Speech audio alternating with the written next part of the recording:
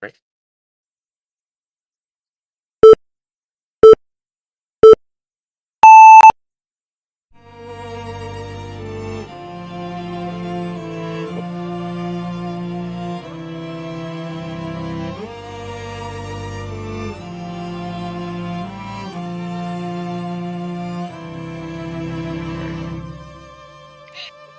That's a cool setup.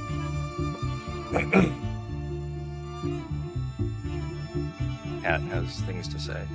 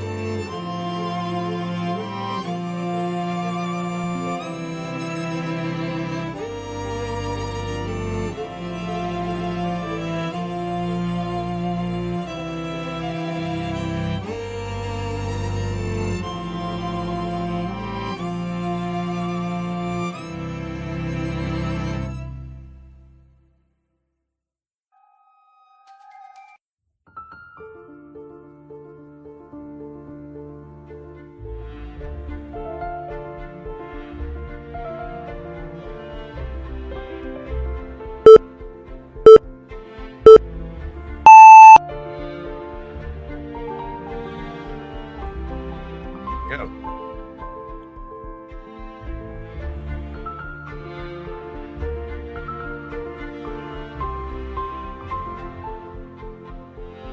Are we now live?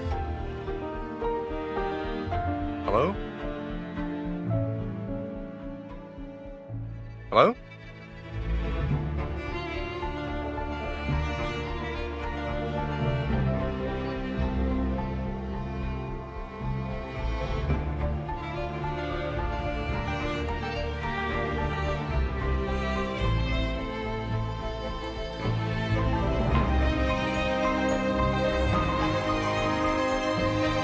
Hello?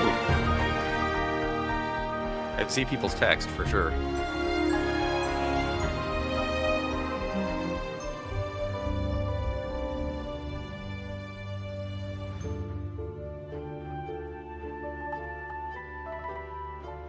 Jump in.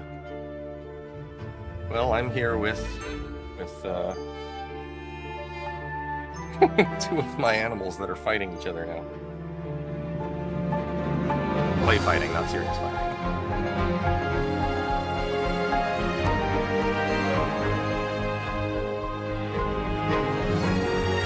Oh yeah, yeah.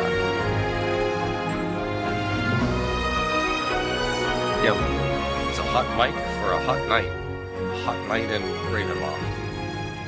Although I bet if you took the average temperature, most Ravenloft domains of Dread are on the colder side. I suspect. But yeah, I'm ready to go whenever you are. Yeah, it's sweltering where I am too.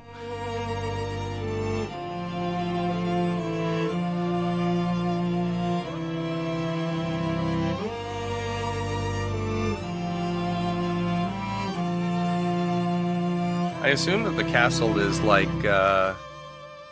it's probably like belongs to it's forlorn. It's in forlorn, and those are smog clouds, right? Incendiary smog clouds because they're orange. Good evening, everyone. We're now officially live, Jason. We got the long shot of the castle, and let's see. Now we got a close-up shot of myself. Welcome, everyone. Thank you for being so patient. It's been a heck of a day at work, but Jason and I are finally together, and we're finally going to review Innsmouth. We're going to pick up where Jason left off. Actually, let me turn the music down here because I'm pretty sure it's blasting people out. Rocking out. Yeah, rocking out with the Darklord out. It looks like between weird. Two ferns, but it's like between two gold dudes. Oh yeah, that's between two kings. Let's see. Between two kings. Between two kings. All right. Well, I tell you what, you guys are probably tired of looking at this view, so let's go take a look at where we're going to land for the evening. So, Ding, ding, ding, ding, ding. Thank you everyone for being here. Let me know if I'm coming in too loud or too hot, so to speak. So, all right, Jason. Is there before we jump back into Innsmouth, is there anything that you wanna touch on, say, set up? Because I know you were streaming while I was tardy, and I don't know what you told the folks about what we're doing or anything like that. But if you want to jump in and say anything here, now's your chance before we go to the land of the tentacles. Yeah. So for folks just joining, I have so far just gone through each of the entries for the Domains of Dread and revealed what they pitch for a campaign arc for each domain, and then discussed the little mini adventures or adventure encounters that they give for each domain. So one difference between Van Richten's Guide to Ravenloft and Ravenloft: The Horrors Within is that Van Richten's Guide to Ravenloft has a list of open-ended adventure hooks for each of its domains of dread. So, there's a list of like basically plot points or departure points for a couple of sessions. And they're like, this villain wants you to do X, or, and a few different ideas that are meant to be thematized around the domain. Instead of that, in Ravenloft: The Horrors Within, we get proposed campaign arcs, right? So for each domain of dread, they say, if your players are levels 1 through 5, throw these monsters and these puzzles and these things at them. If they're level 6 through 10, throw those things at them. And they sort of propose that. And then there's a little adventure at the end for each one. So that's something that they give to us instead of a list of open-ended quest hooks. I've just been going through and reviewing those, basically. Oh, there we go. Innsmouth campaign arc. Yeah, right. Okay. I want to talk about this. Yeah, sure. Because I bet a lot of people are going to misunderstand this domain of dread, and not in a way that for which they would be blameworthy. Because I think what would make a Ravenloft Innsmouth campaign fun is very, very different from 90% of the role-playing games that the role-playing purposes to which people put Cthulhu and the Great Old Ones and Lovecraft stuff, right? Most role-playing games that I know of that use Cthulhu and Lovecraftian, mythos properties or related properties, they're detective games. They're like detective horror, right? It's like Trail of Cthulhu for like Gumshoe, or Call of Cthulhu, or these kinds of games where like your character is more or less an ordinary person. They might have a couple of skills that they've honed, but you're not like an X-Men or something, like and so if you run adventures like that with detectives, then you're going to, it's the suggestion of the monster, it's the hint of the monster, it's the truth that the monster exists. That's the and revealing that's the point, right? Whereas in, D&D, revealing that the monster exists, that's like at best a setup to, the sort of stuff that's most of the gameplay or a lot of the gameplay, right? Which is encountering the monster and probably killing it or fighting it or whatever. So anyway, long story short, because D&D is a monster killing game, and because we've got Innsmouth in here, that means that we need to have a series of monster killing encounters that are of the Cthulhu-ish variety. But here's the thing.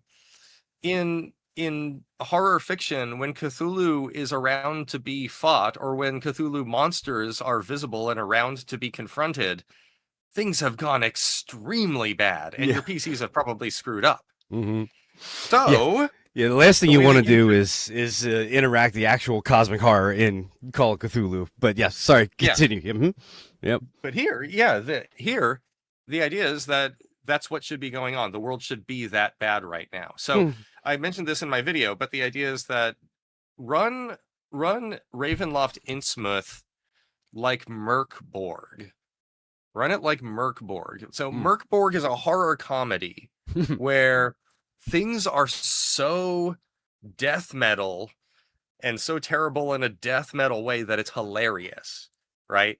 So with Merkborg, it's like you have to swim across a slurry of sewage and pulverized skulls in order to stop a giant, overgrown skeleton from eating people, or like it's just what the adventure is basically a death metal album cover, and it's just like ridiculous, right?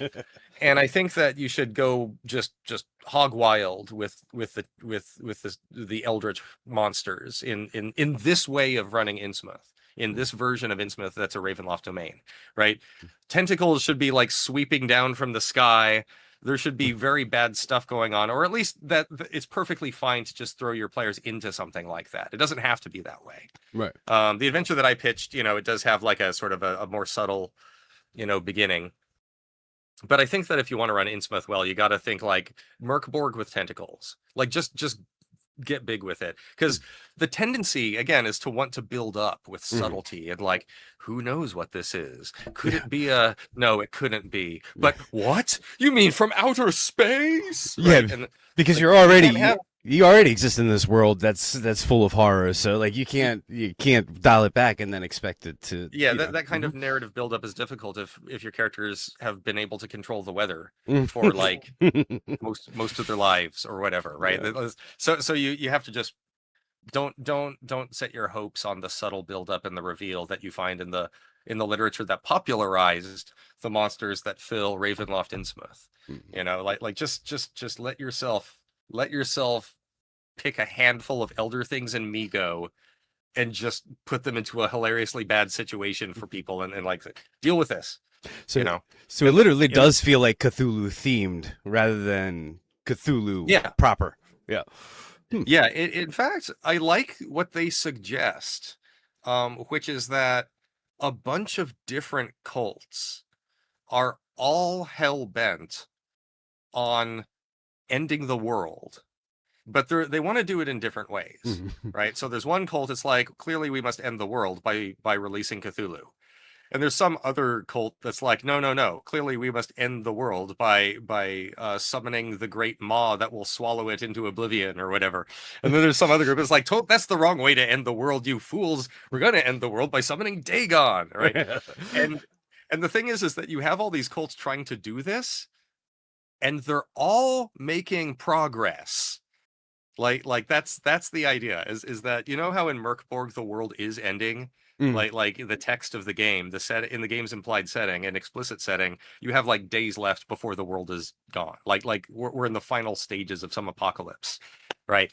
That's what should be going on with Ravenloft Innsmouth. It should be like, not only are there cults summoning horrible squid gods from beyond, but they've been at it for a while, and you walked in on the worst point of this part. You got a lot of things you need to fight and disasters to prevent and stuff like that. So that's the way that I would pitch it. Now, Yeah. So That's good though, because that's sort of like you're skipping right to the good bizarre. part, you know. Yeah. Which Here's let's see. Cthulhu, Uh, which I think everyone's seen it here. now because they've shared all the Darklord art. They give you a few cults. Mhm. Yeah. I mean, the ones they give you are fine. I think that once you read what those ones are and you get the idea, Mhm. you should probably just take your favorite, elder evil, make a cult to them, or your favorite cult and put just throw them in there. This is a place where you can. There's no shortage of cults that you could just invite to be up to no good. I was Have a King in Yellow cult. Have a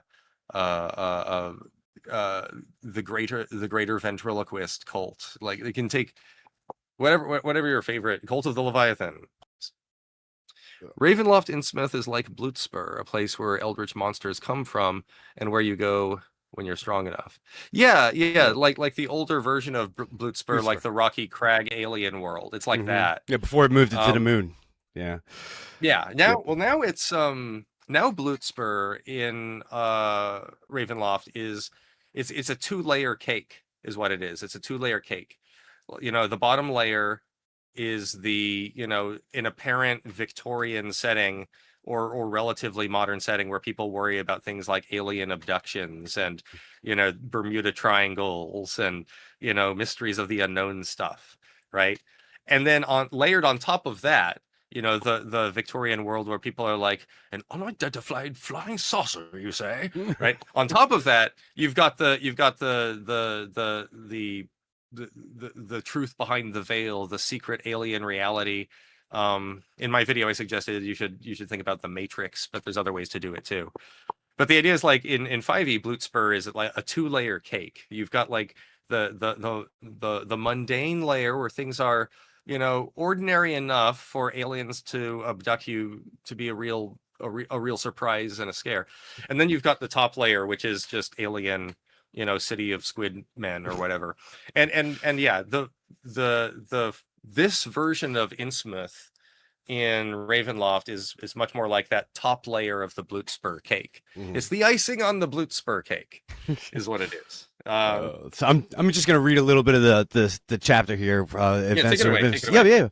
yeah. For those who can't necessarily see what's on the screen, adventures in Innsmouth involve cults, degenerative rituals, nightmarish visions, and aberrant transformations. Use this section to develop horror adventures in this domain. Pretty much standard fare, and then it goes on to mention corruptive horror, and then the cults you were just talking about. I'm gonna read a few of those down the Dreams of Innsmouth section.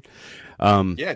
Yeah, so you got the cult of the Chthonic Knight, the village of Innsmouth, the Graven Peak, desiccated fish and tentacles, as those are what make up the cult, and then cult of the Drowning Wave, the eyes of Ohydra. I may be pronouncing these wrong. I'm not a scholar of oh my god, I almost said Edgar Casey. No, the author. H.P. Lovecraft, Thank you right? very much. Yes, H.P. Lovecraft. Yeah, completely Well, I not don't Edgar think Casey. you can't mispronounce them because they weren't even meant to be said by human mouths. Well, So, yeah, just hearing him in the native tongue would cause one's eyes to bleed and brain to explode. Oh, yeah.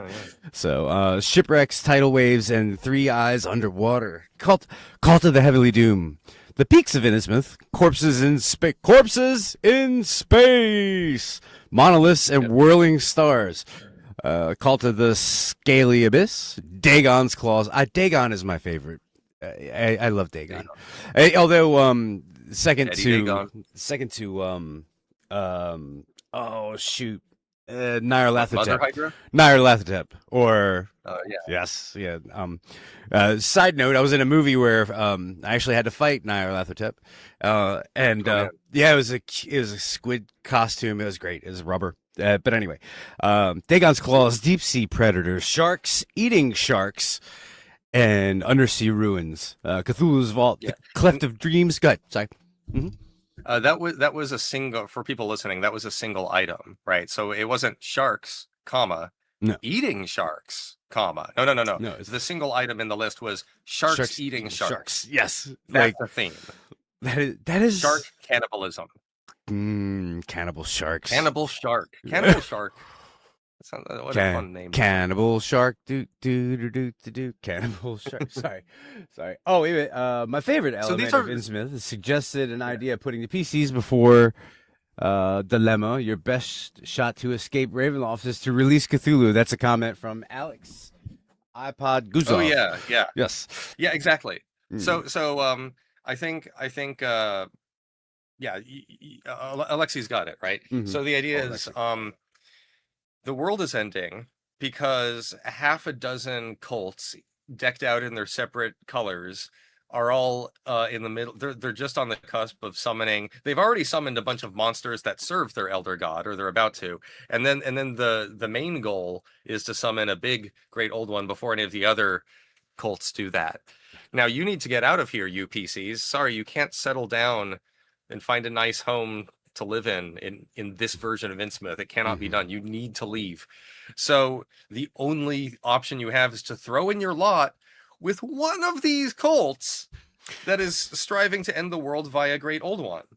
All right. Now, what that means is, yeah, that means you're going to help someone summon Tsithagua, god of toads, in order to just escape this place. Sucks to be everyone who's staying behind, but you need to get out of here. Summon Tsithagua, or Cthulhu, or Nyarlathotep, or the King in Yellow, or Haster, or, whatever. Shimni Gorath. Gotta be That's careful about saying that one. Um, That's this is very how Thor Ragnarok. Yogg Let's Sothoth, just let Surtur destroy Asgard. Ithaca. That's how we win. Yeah, Yeah, that's but it is a Asgard is a people, not a place. yes. But Innsmouth is not a people. It's Innsmouth is unpeople. Um, like the domain is kind of a neat little setup to giving the PCs an excuse to participate in the summoning of a great old one, giving the PCs an excuse to kill a bunch of cultists and thwart cultists, but also to work alongside cultists. Just cultists. This place is a dangling with cultists. Um, and I think the only shortcoming as an entry in the book is that, and I don't know how they would have fixed this. I think it's just a problem with trying to bring the source material into a monster killing game. Mhm. Is that you really need to make sure DMs know not to run detective stories with this. Don't Yeah. run detective stories with this version of Innsmouth. It's not that thing, right? This is like This is your the chance to thing. go toe to toe with the thing. Where you're Yeah. like, yeah. Oh yeah, I was gonna ask. There was is Ol Hydra? Thanks, Brent. Ol Hydra is an elemental prince of evil from D&D, so that one is a bit weird. Yeah, I was wondering if Ol Hydra was one of those elder evils. Was it something like Dendar the Night Serpent? Because I know in earlier 5e material, when they've mentioned like Lovecraftian beings, they kind of they mention them in a list that includes sort of Wizards IP stuff like Dendar too.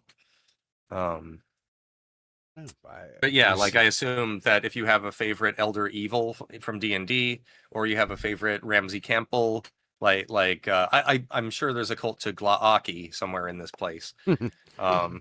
Take your favorite aberrant monster, and you could run an adventure here where it actually gets summoned, and you can wreck the world with it. Yeah, So the Ohydra, Forgotten Realms Wiki. The plane of water, Ohydra lived in the ruins of a great undersea stronghold made of black coral, the former capital of a cool. world-spanning empire, which Ohydra long had, It has to be et cetera, et black cetera. coral. So, yeah, that's coral. Get back on the porch, coral. Oh, sorry, I've been rewatching Walking Dead. Complete non sequitur. But yeah, that is a little weird. I guess it's, if you take a look at the description, I guess you could fit it in, like, into Innsmouth. It does kind of feel like the same theming. Yeah. Yeah, so here and the sort of adventure I described is basically what they prescribe for a campaign arc. Hmm. The actual adventure, I mean, again, these are more like encounters or adventure bits, little bits than they are whole adventures. But here they basically say, okay, at some point your PCs will work with a cult that is trying to summon evil stuff, and in the course of working with them, the PCs will be sent to an ancient ruin that includes cyclopean blocks and presumably architecture with impossible geometry so that you can't tell if you're climbing it or sliding down it, but you're propelling yourself along its surface somehow, right? All of that stuff. And you fight some Migo and an elder thing. They basically say, here's a map. It's sort of like a Cthulhu map thing. Like it looks Vault like of a, the Elder. there we Yeah, go. there we go. The I got it up Cthulhu on. Vault. I got it up on screen. Cthulhu's Vault. There you Yep. Yeah. go. Yeah. And the idea is like there's an adventure that they say get your PCs to this point somehow, probably by working with a cult. And once you get them over to this point, then run these monsters out on that map. Run these monsters on that map. And I was That's surprised interesting. they didn't just say pull out Cthulhu. Yeah. Right. Right? I mean, because like the whole reason to even have this Innsmouth domain is because you want Cthulhu as a monster in your game, right? That was the big appeal, right? There were Right. more people that were going to get excited about Cthulhu than Innsmouth, so it's weird that you don't. Yeah. Is And the we should map have of. had we needed Chekhov's Cthulhu, right? Right. You can't. You can't you bring advertised Cthulhu. earlier. Right. And then we get You can't pull But instead Cthulhu out and like if you're not going to use them. it's Migo and yeah. Yeah. It's there. They can risk releasing Cthulhu. Yeah. So the Innsmouth campaign arc. Innsmouth campaign arc. I'm just for those of you listening audioly or who can't read it. Campaign set in Innsmouth involve warring cults, some fathomable beings, and bizarre transformations. The campaign here might follow this outline: level 1 through 2. The characters wash up on Innsmouth Island and shelter in the village. They experience strange dreams. Soon after, they encounter cultists who seek to initiate them and others who seek to sacrifice them. The characters gain allies among one of the island's cults. 3 through 5, the allied cult sends the characters to disrupt other cults. So there's that back and forth you talked about, like picking a side with the cult. Retrieve relics from the ruins. In return, the cult offers insights into the characters' dreams and suggests ways to escape the island. After proving their worth, the character receives the cult's dark gifts, the cult rights. We can take a look at that in a second if you want. Level 6 through 16, that's a span right there. Led by their dreams and duplicitous cult members, the characters move from cult to cult, gaining influence by delving into the ruins and strange vaults. In doing so, they collect dark gifts, as well as hints about Cthulhu's vault and ways to undermine the Great Old One. See Old One's bargain, and then 7 through 12 after collecting dark gift from each cult. So it's like you're treating the dark gifts like a Pokemon. Got to catch them all. Yeah, got to catch all the dark gifts. It's like one of those Mega Man games where you like go and you defeat you go and you defeat Needle Man, and then you get the needles, and then you go and you defeat Snake Man and you get the snakes, and you go and you defeat Gemini Man and get the Gemini. I don't know, but the point is you're bouncing around the cults, and you get like some kind of weapon or boon or a little. So I guess you're supposed to treat the different cult meeting points in Innsmouth as like the different points in Barovia where you've got the Sun Sword and crap. Yeah. So yeah, it's basically what I said, right? Is like you work with one cult to undermine some others, and then as you level up, you end up risking the summoning a Great Old One or something. It sounds like the tentacle of 7 suckers. Collect all the suckers and put together a giant tentacle. Yeah. Well, there are. Hey Glenn, how's it going? I would do a. Yeah, okay, so there's one thing that Alexi mentioned, and then also Mr. Welch and X.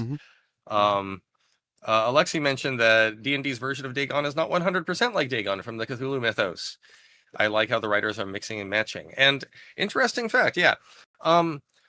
Most versions of Lovecraftian creatures from Cthulhu-based and Lovecraft-based role-playing games, those are modern designs and modern embellishments of Lovecraft's original concepts, right?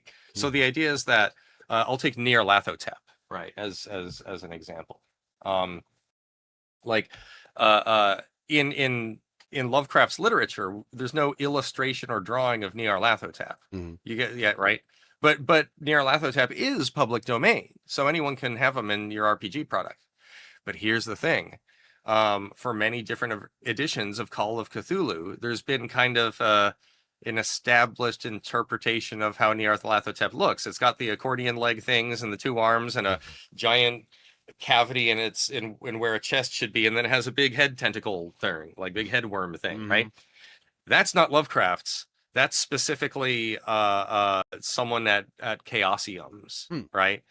And like the way that you might imagine the Migo looking, the way that you might imagine a Gug or a Shoggoth looking, right? You have to be careful that because although the monsters are public domain, the established or the expected appearance for them is not, or very often isn't, right? The one exception, interestingly enough, is Cthulhu himself, and the reason why Cthulhu's an exception is because H.P. Lovecraft himself drew a picture of Cthulhu. So the appearance, the sketch, is also as old as the writings, and so it goes So into the that's public public domain. Yeah. Yeah, But yeah. So the other versions are like yeah, specific to the company that put them out in their books. Like Chaosium's yeah. version is like Whoever they hired to design the creatures, right? Mhm. So if there's a way you would expect Dagon to look based on Dagon's appearance and other properties, um, then wizards would probably have to depart from that appearance and that portrayal and that sort of thing. Um, let's continue. Mm. Nyarlathotep has 1,000 forms. Yes, Mhm. that's true, but he's at least one of them, a frequently drawn one. Looks like an accordion with a giant tentacle head. Yeah. Oh, It's funny. Nebulitide. Oh, that's oh, I forgot the what's his name? Morgoth?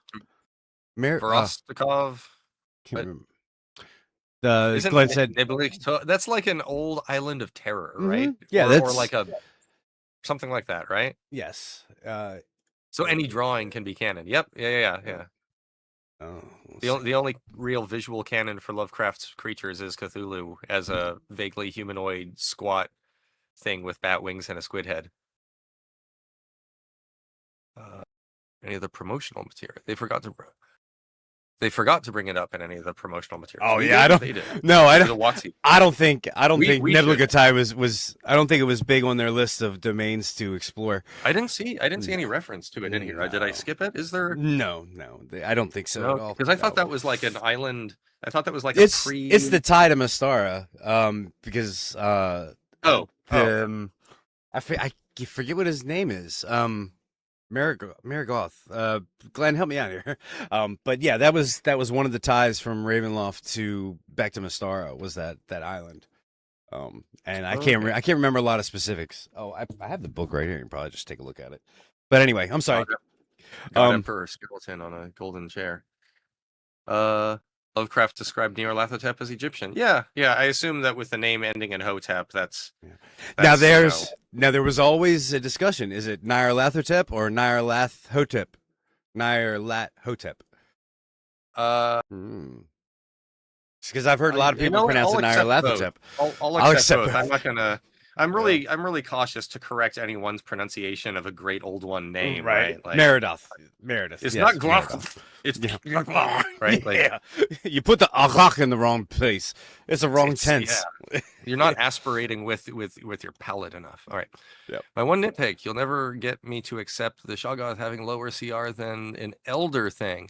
Yeah, because I mean, again, they're taking it their own direction, but that's a good point because canonically in the novella At the Mountains of Madness, the Elder things were overthrown by their Shoggoths. Right? Oh. They genetically engineered the Shoggoths, and then spoilers for a century-old novella, but they genetically engineered the Shoggoths, and then the Shoggoths overthrew the Elder things. So it is kind of weird that the Shoggoths have a lower CR than the Elder things. It's like, is it the Shoggoths overwhelmed the Elder things by sheer numbers? That's not how I usually, right? Like the It's Elder like the things thousand made rats, Shoggoths. you know. Yeah, Like that's Shoggoths the Elder just things made the overwhelmed. Shoggoths in order to lift like hundreds of tons of metal at once or something, right? Like they were like organic construction equipment and things. Oh man, you know it. Listen to all these names. It's making me realize how woefully uneducated I am on H.P. Lovecraft's work. You know, I'm Prospero from the Tempest, only evil. I mean, but Prospero is also evil, right? Or maybe like eviler, maybe eviler. Was that I who mean, Randall Flagg was supposed to Caliban be? is worse than Glenn Mr. Welch says Nyarlathotep was also Randall Flagg from The Stand. Wasn't Randall Flagg from The Stand the same Oh. creature as From the Dark Tower, isn't that Well, the crossover there? there you would have to, because I don't know anything about the Dark Oh, Tower okay. mythos, but I do know that Randall Flagg is some kind of entity Mm. in a human, poured into a human shaped suit, and that he appears in King's other works. Mhm. So in the sense that he has like 1,000 forms, it sounds very Nyarlathotep-ish. It does. It's like Nyarlathotep, or sorry, Randall Flagg in Stephen King's works. I assume is like Stan Lee in any of the MCU movies from Phase 1 or 2, right? Like he's always in there Mm. somewhere. Sometimes maybe even playing a character that does something, but not. Oh, Someone alright. attack me for that impudent No, you're all comparison. right. You're all right. All right. I'm so okay. So, Meridoth. mm, Meridoth sounds very Tolkien. Meridoth and Morgoth. oh boy, Mm. now we're Shoggoth. Right. Shoggoth. Sorry. Uh, More domains. yes. We've covered Innsmouth enough, I think. We got Kalakari, which Um, did oh you, wait, did I skip one? I no, skipped Calicari is next, or at least on my list. wait a minute. Demandu, Falkovnia. Yeah, Falkovnia was born. Harakir. Not a lot to say there. I mean, it's fine. I like Harakir. Um, Haslin, yeah, and then it was Innsmouth, and now we're at Kalakari. Yeah, okay. So one of the things about Kalakari that confuses me a little bit, and I Mm. don't think I'm the only one, and this isn't a gripe, but it's uh like I don't get the strong impression that Ramya Vasavadan is much of a monster. Um, I know she's an undead, vengeful death knight, Mm. um, because they tell us that. Um, but she, I don't know, in her portrayal, she just kind of looks like a nice, like a uh, like a queen, Mm. like a queen. She looks like a queen. So I've Or got some that. kind of royalty. I've got the And if picture you, of Rama yeah, up, sure, so I just want to, are you Ramya. you're Ramya. She desperately fights to claim and hold the power of Calicari in a brutal cycle of victory and loss with her equally uncompromising siblings. Unlike most Dark Lords, Rama Yes, struggles to control her domain, leading her to seek allies and opposing her siblings and their treacherous allies. yeah, In her true yeah. form, So she's an undead horror, but illusions mask her monstrous appearance. Her true nature is revealed by her chilled skin and her reflection, which always appears withered and terrifying. Yeah, so, Arijani is her sibling. Although Rama's siblings, Arjani and Riva, aren't Dark Lords of Calicari, they motivate the rebellions in Calicari and Rama's torments. This monstrous pair is detailed. Yeah, yeah. So it's not. Is she? You're right, Jason. It doesn't seem.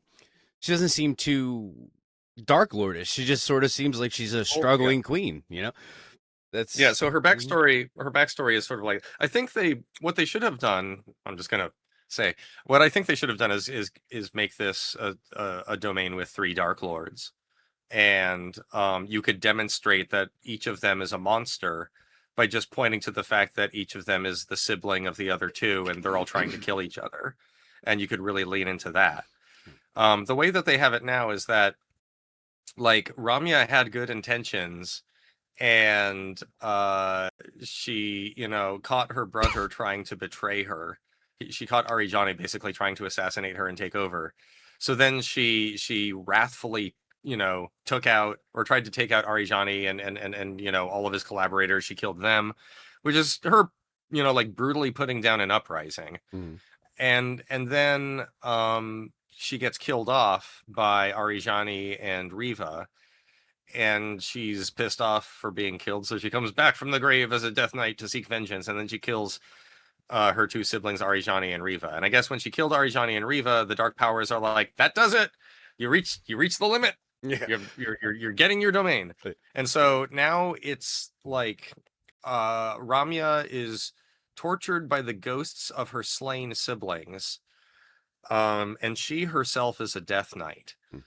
But when I think about the crimes that got her the Dark Lord status, it was sort of like, I don't know. Like she was trying to be a nice queen at first, and then when she turned to violence, it was in response to, An you know, uprising. like an insurgency. And Hmm. so, like, I mean, I know you can be tyrannical in your crackdowns on. I don't know. It feels like a little weaker. I would like to see more like leaning into like I want to kill my family. That's why I'm the Dark Lord kind of thing. I It'll guess I be. guess I mean that's up I to us to lean into as I guess it would have been maybe if she'd have maybe if she slaughtered half of her half of her people to get to her brother and sister. You know, that would, a little bit more heft or weight to it. Like something, oh, something treacherous in the process of killing him. You know, maybe it would have. Yeah, is, but Mr. Welch has the right idea, I think, because mm, you can rotate these around. You mhm, can rotate them around, and the idea is like, well, whoever occupies the throne is going to be is going to get the Dark Lord curse, which means that everyone's trying to overthrow them, and they're going to be mhm, tormented by either reincarnations of or spectral versions of the siblings. And yeah, that's a cool idea. Also, that would have that way you could also have an excuse to run, like a version of the domain that has Arijani as the Dark Lord if you like him. mhm. He was like way back when in older Ravenloft they were really promoting Arijani as like they wanted him to be like a cool campaign villain just like Strahd von Zarovich, right? There's like a small gaggle of like Dark Lords they're like. And that was the Siraja module, right? Yes, Yeah, that was Web Sri of Raji. Yeah. yeah, which is interesting. There's I meant to ask some people about this, like, but in one of I think it's the third module in um the help me out here, the six modules that led to the Grand Conjunction. Is it Uh, the Hisoka's yes, Hexad? yes. So Hisoka's Hexad? it, Yeah. the third module in the back teased that Web of Illusion was going to be the fourth module in that series. But then there was when they came out, it was not included in it. So I had this theory that the reason that Inaraja was put into the the the one where he supposedly is what got Strahd into his curse. But like I think they pulled a Una reverse card and pulled Web of Illusion from that, and then split um, from the shadows and the last one. My brain is fried. Oh boy, I'm tired. But anyway, Yeah. I think that my Web of Illusion was an Israel. Inajiro with his Yes. fortunes reverse, and all Yeah. will live with the dreaded curse, Right. something that rhymes with a boar when Yeah. happiness to hate made the land of lore. Yes. Something. So Something like that. initially, Can't I think remember that it there all now, was but yeah. yeah, I remember the Inajiro would his Mhm. fortunes reverse is Reverse. the. It seems like it was like a reference to, yeah, tying Hisoka's Hexad to the then domain of Sri Raji. Yeah. But they never But then really they they pulled did it. it. They didn't. Like Yeah. this is just. I mean, Hmm. I like this adventure, Hmm. which is why I rewrote it and embellished it a bunch. But Yeah. So yeah. Nijiro was a great villain. I Oh, liked Arijani. yeah. I like their version of Riva here too. So, a campaign arc is basically just to kind of break it down. The idea is that you show up in Kalakari and you discover that the place is just swarming with undead monsters. And in the course of protecting people from them, you learn that the undead monsters serve the cruel tyrant Ramya Vasavadan, right? And so you take measures to try to like help the resistance, and you start to engage with factions because this is a faction oriented domain of dread. Okay, and then later on in mid-tier levels 5 through 8 that says, right, you will have done enough undead fighting and protecting to meet up with either Riva or Arijani, and they say, hey, I need you to go and get a skull from a tower or a citadel or a dungeon. I need you to go get a skull. Give me a skull. It's the Mhm. skull of a hero. And if we use that skull, we can defeat Ramya Vasavadan, and then, things will be better. But in truth, the skull that they want is like their own skull from like before the domain existed or whatever, before they were killed the first time. So then, um, uh, you go on. So here's what's interesting is the little mini adventure for Kalakari is set in the middle of their proposed campaign arc, not the end. Hmm. So the middle of the campaign arc is like, so you could either, accept Arijani's quest to go get a skull that's in fact his skull, or you could say no, I'm going to work with someone else, and you work with Riva, or you work with someone else. And anyway, whoever you work with, they're going to send you. Both Riva and Arijani have skulls they want to recover, so you're going to go get a skull. And then once you get their skull, you bring it back to them, and they reveal what the true purpose was, and you can either choose to fight them or to join them in storming the palace, Ramya Visavedon's palace, which they don't have a map of here. No, yeah. But that's fine. I mean, You got a map of the Citadel. You got the and the Tower of Traders. I do like the Tower of Traders. They're being like this giant tower that's made of skulls, and they keep adding to it. Add more skulls. Right. Whenever somebody gets executed for treason, they just more skulls, please. But that's hey, you can always borrow some skulls from Falkovnia. There's a lot in there too. Yeah, that's with all the zombie apocalypses going on. So we've got after that we've got Kartakas, right? Which mostly looks the same as in Van Richten's guide to Ravenloft. See, domain features false idols. Cartacus is supernaturally picturesque and outwardly serene. Every season is strikingly beautiful. Communities appear idyllic, and many animals are affected as if by the awaken spell. This makes deceptions and violence all the more stark. Cartacus has a couple of things they do here is they emphasize Harkon's bite, which is a magical necklace. It's a wolf tooth necklace that Harkon Lucas gives to people, and it turns them into werewolves without them knowing it, and they can't unattune to it once it's on them. And this is a rather heavy-handed, but nonetheless effective, and I think pretty good way to allow your players to get turned into werewolves without them knowing it, and having it be a horrific surprise that they transform on the full moon, and getting the whole werewolf experience with it being a surprise, and with it being something that can be easily remedied. You just need to complete whatever quest would get Harkon Lucas to lift the curse or whatever. So Harkon Lucas is supposed to be Darklord that you interact with a lot when you're running a Kartakas adventure. Like, he's supposed to come and find you and be like, hey, are you new here? Come with me. I'm a lovable musician. Maybe I'm a little spooky, but lovable musician. Come with me. And you like play with him, or you tour with him, or you, and as you're doing that, he gives you the necklaces. You turn into werewolves, and it's basically the adventure I propose too. It's the elements are sitting right there. You just put them together.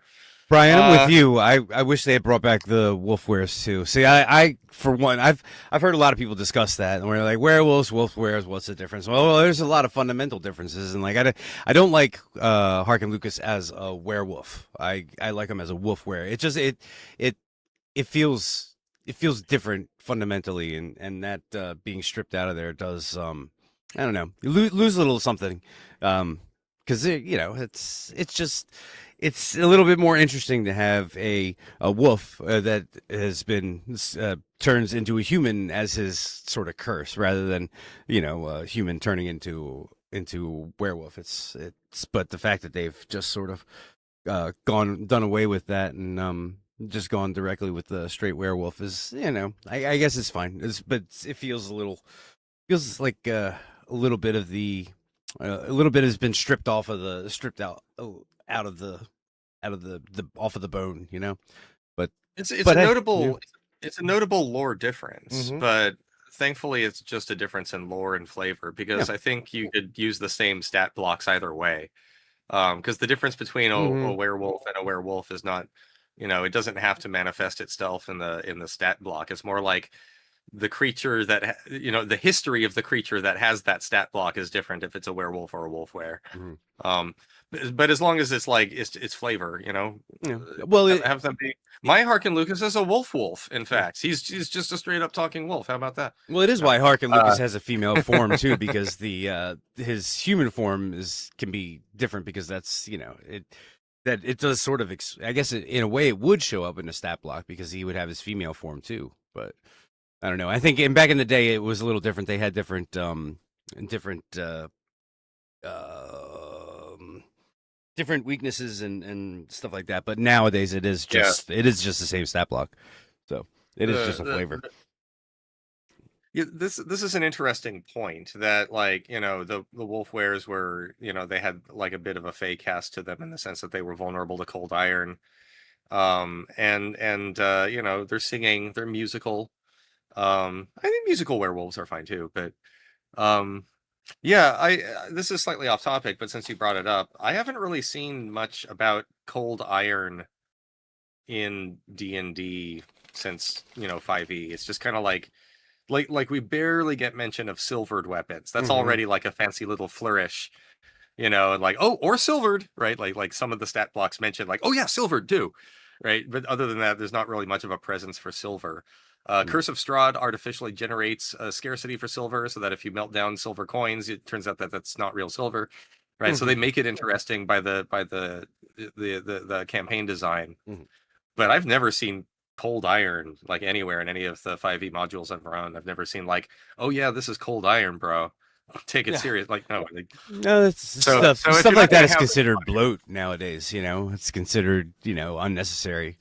it's how many how fine grained do you Hmm. want your Yeah, mechanics? exactly. Yeah. Like if you want to add cold iron and other kinds of such metals, you probably also might be comfortable with 3 different armor classes, right? You've got the armor class, that comes from whether someone can touch you. That's just your dex bonus. And then you've got the armor class from whether someone can damage you through what you're wearing. That's your armor class without any dex bonus. Or no, that's your armor class with dex bonus. And then there's flat-footed, where Hmm. you're not relying on your dex. You're right, like so you erase the dex bonus. You only use Just your right. And armor. there's part of me that's like, oh yeah, that's kind of neat. And part of me is like, no, don't this I don't want to do this. Don't There's. give me please don't give me 9 kinds of hit Mhm. points and 5 types of armor class. I don't Yeah. want to There's a fine keep line, track but of it. there's a fine line between having lots of ingredients that make a great meal and having too many ingredients to just make a mess that you can't digest. So I understand. I understand why they stripped a lot of that stuff. I mean, Different the flavors. the Van Richten's Guide to Werewolves is if you actually dig into that and follow all the differences. I mean, You get to it's pick one I didn't have. yeah, it's great. Yeah, yeah. Well, mine's behind the green screen, so I don't want to dig for it. But like, it's great to read through. But if you were really to take all that stuff and put it in game, it's a lot. I can see why they said, well, some of this is unnecessary. But man, is it a fun read? You know. Yeah. A lot, and this is a different thing too. Mhm. Is with greater accessibility of play, fewer and fewer people, and with a declining literacy rate, he said cynically, Yeah. fewer and fewer people are buying the books in order to just read them. Hmm. Whereas, you look in the 90s, these books were partially sold as uh, things that you are just fun to read on their own, because the Hmm. chances that you knew people that wanted to play this with you were much smaller because the world was not internet connected and all in the same Yeah. way.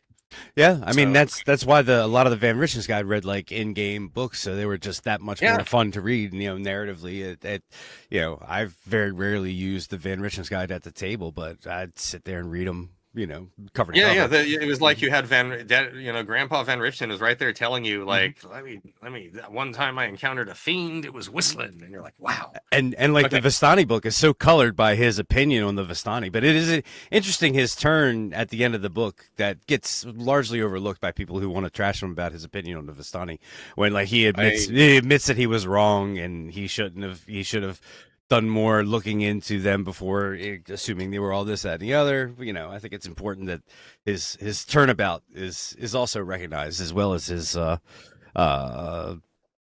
in not insecurities, as well as his frankly racism, his, but his racism. yeah, Yeah. yeah, yeah. Well, people. I don't know. I mean, It's I play people know that when I run Curse of Strahd, or if I run any adventure with Van hmm Richten in it, I run him as Lunch Break Heroes, who's great, by the way, suggests this also, and I take his suggestion.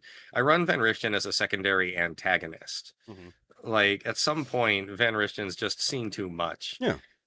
He made so much of a practice of fighting monsters that now he is basically like an inquisitor, right? Like, he will probably think that the PCs are in league with Strahd, or in league with Aslan, or in league with whatever monster he's obsessed with that hmm week, right? Because all roads lead to whatever you're obsessed with, right? hmm Like, if you're a physicist doing research on the concept of velocity, every damn TV show you're gonna be, oh, hey, that reminds me of the thing about velocity, right? hmm Van Richten is like he's spent too much time. His mind is just worn down from trauma and effort. So I hmm always run Van Richten as like, he's a guy who's tracking the PCs. He's setting up traps for them.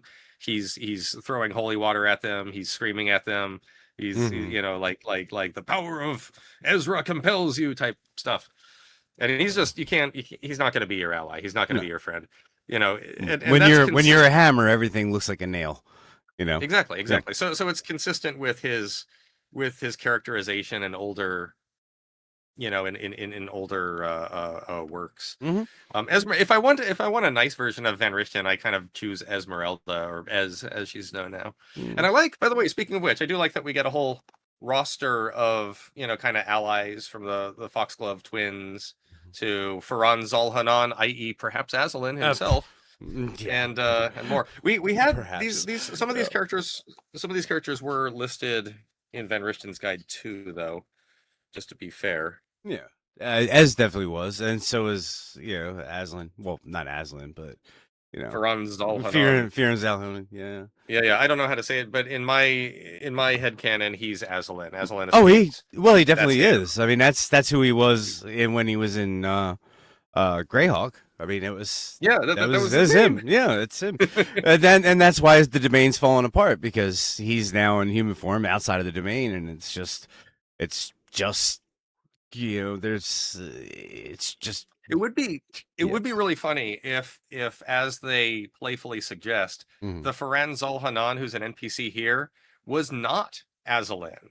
And in fact, Aslan escaped and took up his old name, Faran Zalhanan, too. So there's actually, like, hello, Faran Zalhanan. Oh, hello, Faran Zalhanan. Funny there being two of us. It is an uncommon name, isn't it? Oh, yes, Faran Zalhanan. Why don't we go to lunch? And talk to each other. Oh, Um, I like how the original Van Richten yeah, is. Yeah. Darkalis, yes, yeah, Darkalis Rex. That's just another when he first entered Darkon, and he was like, Sphere and Yeah, Zalhonen, he had to go after name's Darkalis not Rex. scary enough. It has to contain the word dark somewhere. All right, Yeah. now we're cooking. All Moving on. right, We got where we at? We're moving out of Cordia. All right, let me get a Moving shot to here. colder climate. I do like the art for Carticus. Oh The yeah, art it's in all the really the good. art in the book is quite nice. I mean, it's refreshing to see artwork that skews a little darker and a little more adult rather than you know Yeah, yeah it yeah. feels Some of good. the Yeah. some of the stuff is really bloody, violent, scary. Yeah. Um, One thing I want to mention, just because it occurred to me now, I was going to mention it earlier, but I hmm forgot. I just think this is a funny detail. Maybe someone can tell me. But uh, so in the early part of the book, we get sort of, it's established that unless you want to run a core of domains or a cluster of domains, sort of the default setting is that the domains are kind of like islands of terror. hmm They don't share, a common timeline. No one of them is at any spatial distance from any other.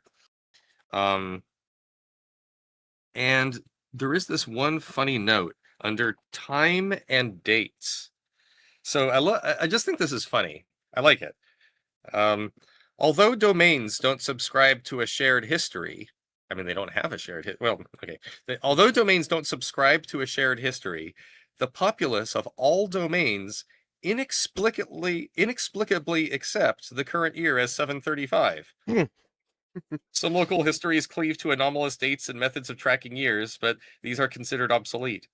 No such irregularities exist in Barovia, though, where year 1 corresponds with the founding of Barovia by the von Zarovich family. So, I mean, I think that this is mainly here as a convenience for DMs, right? It's sort of like, you know, if right, if you're interested in treating the domains of dread as like haunted houses or weekends in hell or places that you're free to customize and then group together or separate as you please, right? One of your players is going to ask about the history of one of these things, and you know it's nice to just be like, well, it's kind of, you know, kind of unknown. Everyone agrees it's 731 though. That's what year it is. And if anyone asks, you know, instead of screaming in response to the question what year it is, like Carrie Page, i.e. not Laura Palmer in the finale to Twin Peaks, you can you can say, oh no, it's like, you know, 731 or whatever.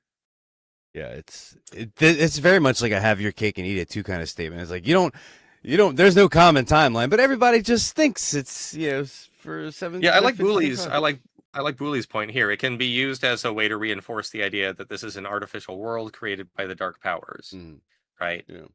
Right. Like if it's sort of like, imagine that in every single domain the default is it's Wednesday. You show up there and they're like, no, it's Wednesday. Everyone agrees it's Wednesday, and it does make it seem more dreamlike and more more like it's like of a like the domains of dread are more like layers of the abyss than they are like countries, you know, foreign countries. So hey, Adventures in Lamortia. All right, Lamortia. Let me get that Lamortia. So one thing that they were sure to add is, and I can't remember if they had this before, but there's just like a stat block for Mordenheim's monster as the type of thing. And then there's a few different Mordenheim's monsters. So Elise is back, but so is Adam. We got Adam too. So both Adam and Elise are, you know, monsters of Mordenheim. We hear about the Unbreakable Heart. I really like it's very cute that they named it Rahab. Rahab is the name of the whale-like monster. Oh, swimming in the deep frozen waters. Rahab, like, I mean, why not? Why not? I mean, if this domain needs to be spooky, let's call it Darkon. I guess if that's the level, hell, name your monster whale. You know, name it Rahab. Yeah. At least they didn't call it Captain Rahab. Yeah, right? General Rahab. Yeah. Now here, this is interesting because this is the first domain to do this in the campaign arc, where next to the entries for the parts of the campaign arc, I guess just some of it, they've got like a description of what you're supposed to be doing. Okay, so like levels 1 through 2, dean of a university hires characters escort some students, and along the way there's a homunculus that's messing with them. So it could be like they're transporting a homunculus and then it got loose, or it could be that it's just a random homunculus from elsewhere. At levels 3 through 6, you've taken the students to Schloss Mordenheim, basically. And then Victor Mordenheim says, hey, I need you to get my Unbreakable Heart. And then level 7 through 9, okay, they give you 2 options, right? So the idea is, low levels, you escort students to Schloss Mordenheim. Mid levels, you take a quest from Victra and go out in search of Elise or another one of her monsters. High levels, having caught up with the monster and probably battled it, you either choose whether to work with a monster against Victra or choose whether to continue working with Victra against the monster. That's the thing. So that's a pretty standard sketch. I would, if you want to tell the story, that like if you want to have the Lamortia adventure with all the things in that make it Lamortia, you do something like that. It'd be nice at the end if Adam would eventually take over as Darklord. You know. Yeah. Well, I mean, you can do it. One of the nice things about this iteration of the Domains of Dread is that they're very adaptable. So in the domain jams and the Ravenloft subreddit, for instance, we have these domain jams and adventure jams. Mhm. And this is where a lot of people just give different, very creative, very neat spins on the very same domain. So that one person says, well, my version of Blutspur is inspired more by UFO abductions, and another person says, well, my version of Blutspur is, more like the Stanley Parable Mhm. or Severance or something, where you're stuck in an illusory office space where the aliens are controlling it, and like just different proposals. So if you want to like if you want a version of Sithicus where Azrael the Werebadger is Darklord, that's cool. I think Adam would make a great Darklord. Yeah, but Let me see something. Oh, good. All right. Okay, moving along. do they not have a map of? Oh, there it is. Okay, that I skipped right past the map of Lemordia. Yeah, There it's we go. the map of Schloss Mordenheim, which is Schloss. just Castle Mordenheim. Schloss Mm-hmm. is just German, Die Schloss. Or is it Der Schloss? Oh, fuck. I haven't There, anyway.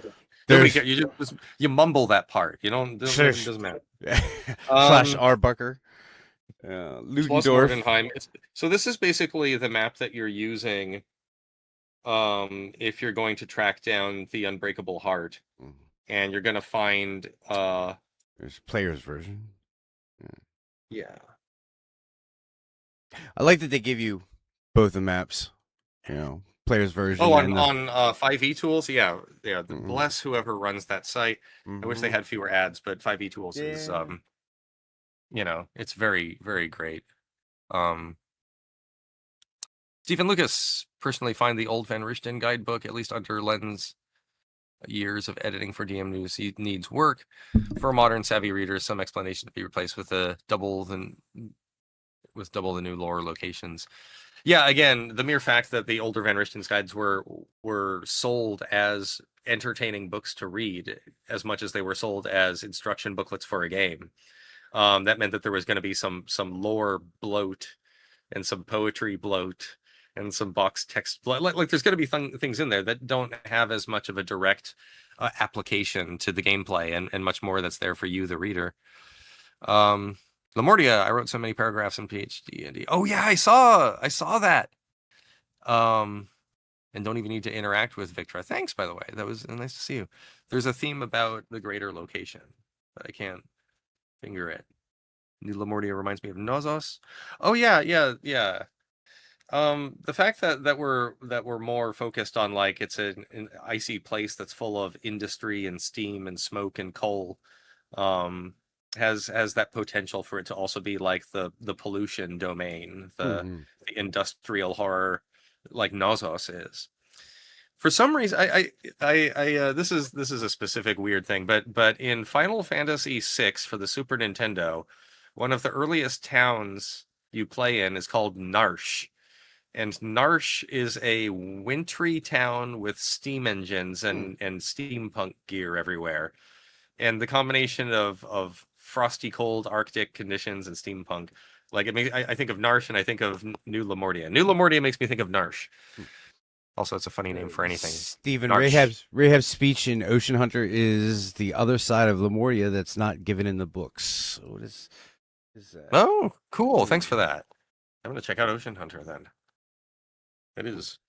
And yeah, so we get a campaign where you arrive, escort students, meet Victra, accept her quest to find the broken heart, and then decide whether to double cross her once you meet who has the Hmm. unbreakable heart. Unbreakable Heart. And then they give you a map that kind of it looks like it keys in more to the lab than it does to the location where you would find Elise, right? You're supposed to leave the lab and go find Elise. So I guess, this is sort of like a map for hanging out and talking to NPCs and maybe some practice combat or something. Because you're escorting the students and protecting them from monsters in order to get here. And then once you're here, you're given a quest, and the quest takes you out of here to go, fight monsters in the snow and stuff. So Mm.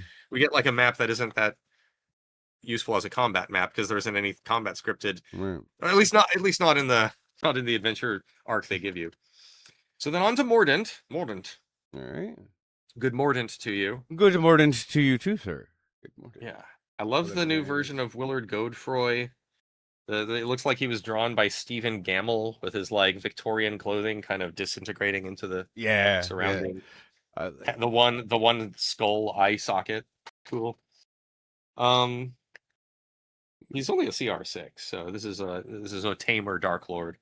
But I like the some like somebody had mentioned before, like not necessarily meant to go toe to toe with all these Dark Lords as like final bosses. Like a lot of them, yeah, some of them could even be quote unquote allies if yeah. depending on what you're into, Yeah, Um, some of them seem more fun to treat as quest givers, or just leave them out of the story because there's so mhm. much else going on in the Yeah, domain.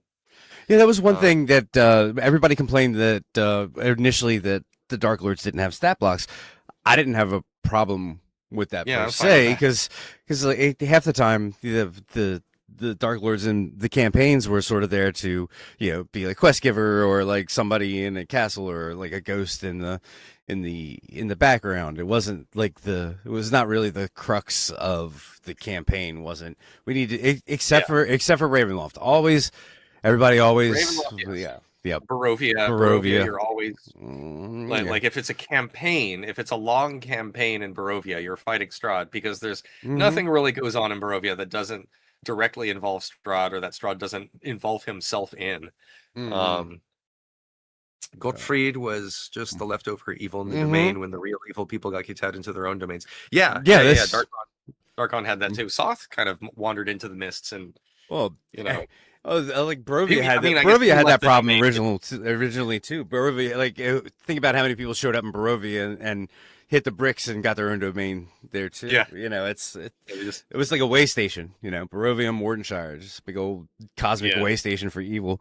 Um, Jason, I'm gonna leave this up for a second. I need to pee real quick. You're good, All right? right, I'll be I'm I'll gonna be keep right back, talking ladies if and gentlemen. Oh yeah, keep talking. No, that's most definitely. I'm just gonna leave the map up um cool. for this Yeah, one as you're talking about Mordant. All yeah. right, there we go.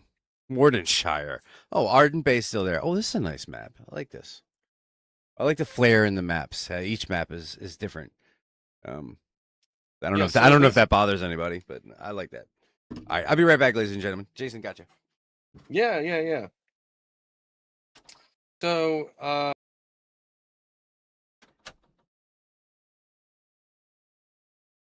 yep. Okay. So, this may not surprise anyone. The proposed Mordant campaign arc is Ghostbusters. That's right.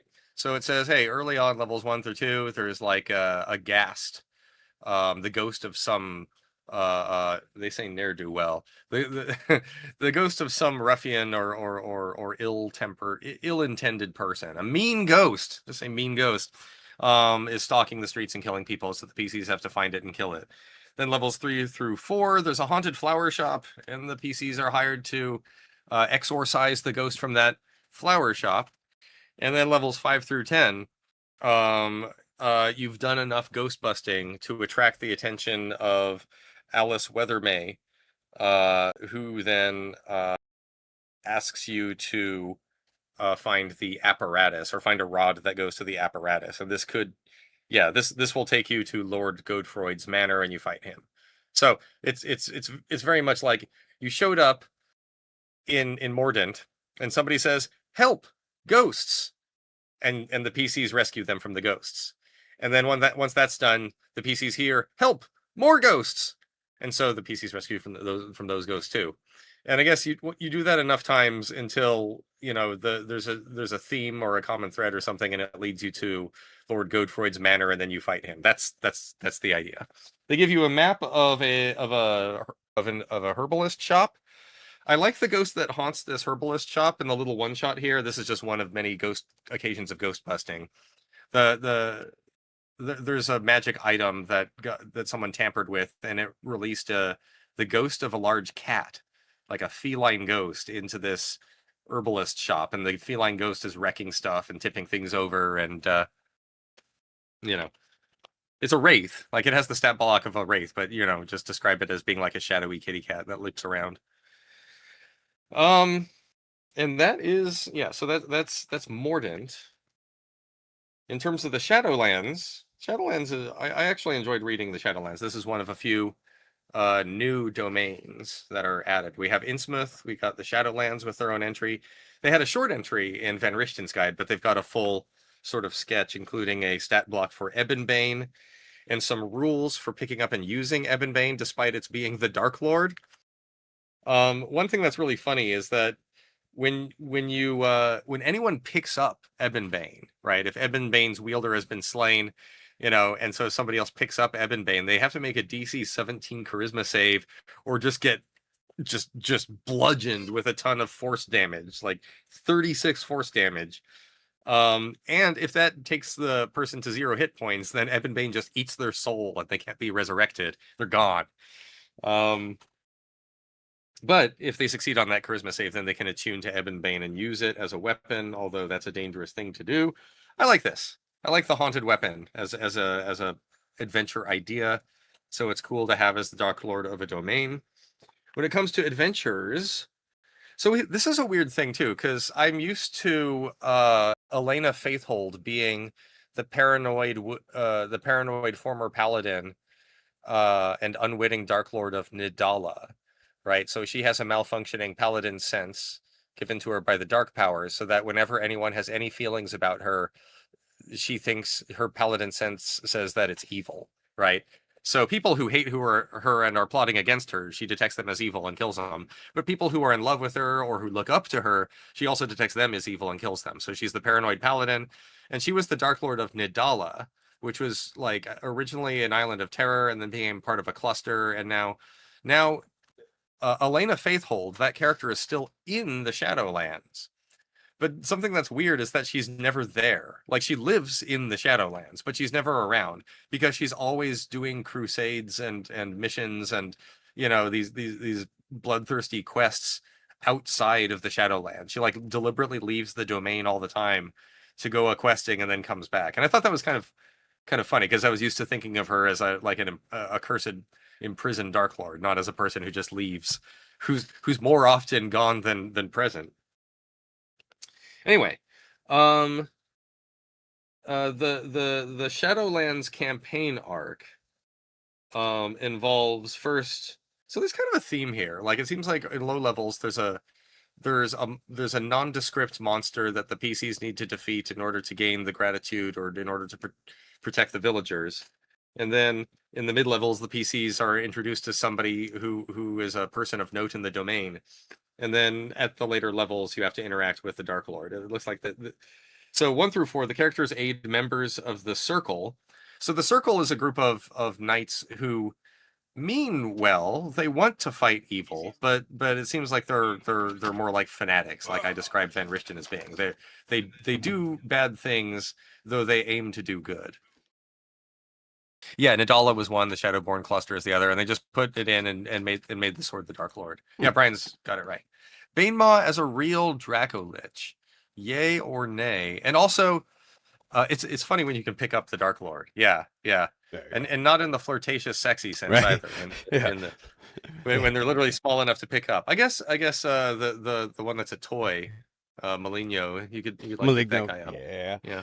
I mean, I don't think you want to hang out with him for too long. That's for sure. I didn't see any reference to the Shadow Unicorn in here, but if it was going to be in any domain, it would absolutely be in the Shadowlands. Yeah, here we go. I didn't see a reference to the Shadow Unicorn, but Old Ferns Prole. Oh, sorry. I'm just looking through the Shadowlands map. I haven't had a chance to look at this.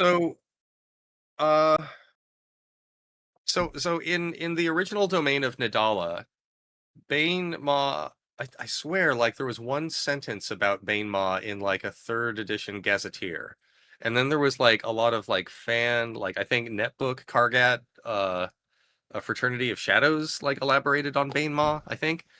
But I think I think it was indeterminate in the 1 or 2 sentences of original text that alluded to Banemaw, and then in the fan elaboration, it was canon that Banemaw was not a real dragon. It was like a Cold War specter that Elena Faithhold would blame all kinds of crimes on, right? So she'll like I don't know, torch a village and be like, oh, looks like Banemaw destroyed a village, guys.